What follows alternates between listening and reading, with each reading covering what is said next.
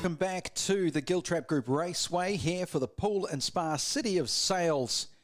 It's a wonderful day. It's a beautiful day outside, and the air conditioning in this room is fantastic, by the way. But out there, Aaron, in the heavies, at 25 degrees, it must be getting close to that. Look, congratulations. You're on pole for 3 heats, but the heat, it's got to be scorching, yeah? Yeah, it's definitely draining. It's quite hard work knowing that you got to be on your toes the whole time.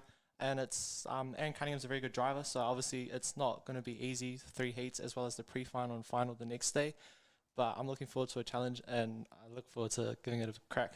Well, you've got to. I mean, up against the Cunningham, they know what they're doing, so that's great that you pipped them at the post. So now you've got to try and decide on your tactics. Is it going to be anything? You're going to change anything on the kart? You've done your tuning run, you've done qualifying, you know that it's getting hotter out there. Are you and the team looking at making any changes, or are you just going to stick with what you've got? At the moment, we're not going to make any changes. The kart felt very nice going out in tuning run and in qualifying. I was very happy with the setup, and Ryan obviously did a very good job getting me the setup that I wanted, and obviously I did a good job for them, so hopefully I can pull it off in the heats and the final the next day.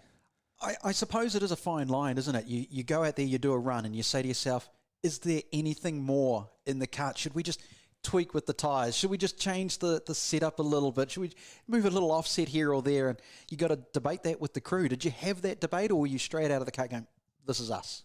I was pretty much straight out the kart saying, leave it. I was obviously, as I was driving, I was trying to push it a bit more. I was like, I didn't want to just relax and like, okay, because I know Cunningham's a very good driver, so I was like, I'm not just going to relax here for like a lap or two. I was trying to push as much as I can, and obviously I made a couple mistakes coming off one because I was just trying to push as much as I can, trying to get everything out of the kart and on the track as well. I guess, though, having one pole or qualifying, and that gives you the pole for those 3 heats, it's the other drivers now who have to question, was it them or their kart? You don't have to do that.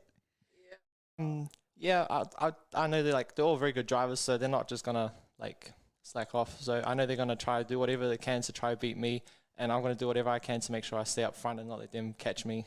And obviously, I'm looking forward to it.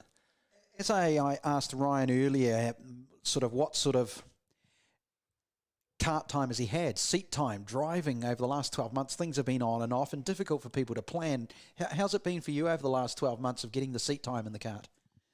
It's been a bit of a struggle. We've obviously been practicing as much as we can before doing any big meetings. So obviously, like last year when we came out of lockdown, we did a couple of Hamilton practices, and then our first big meeting was that Gold Star down in Hawke's Bay, which was streamed.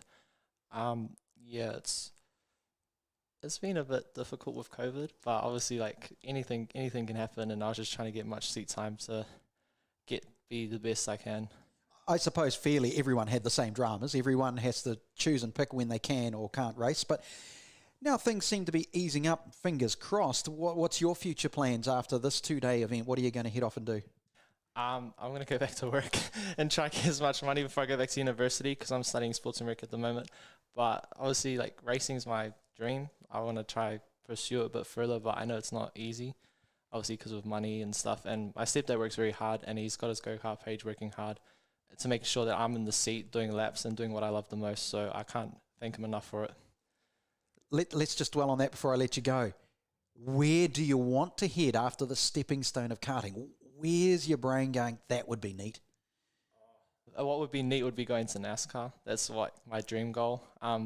Obviously, my driver was Jimmy Johnson, so that's why I have my kart number 48, because he was the 48 driver himself. So he's my big idol. But obviously, you just got to take baby steps from there and work my way up to get to that next level. So it's not easy, but I'll do anything to hopefully get that opportunity one day.